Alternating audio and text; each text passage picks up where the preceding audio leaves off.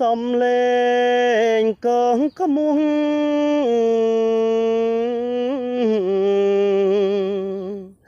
ពីរងពេកក្រៃភ្លេងលេងចងដៃអូនហើយនឹងបងយើងទាំងពីរនាក់អង្គុយត្រសងញាតិមិត្តប្អូនបងឲ្យពោឲ្យជ័យ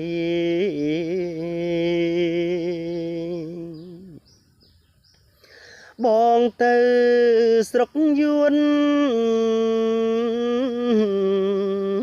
រៀនក្បួនយុទ្ធសាស្ត្របងមកដល់ផ្ទះអូនបែកមានថ្មីអូនយករូបគេជាមន្ត្រីធ្វើម្ដេចរូបប្តីឋានៈពលតូ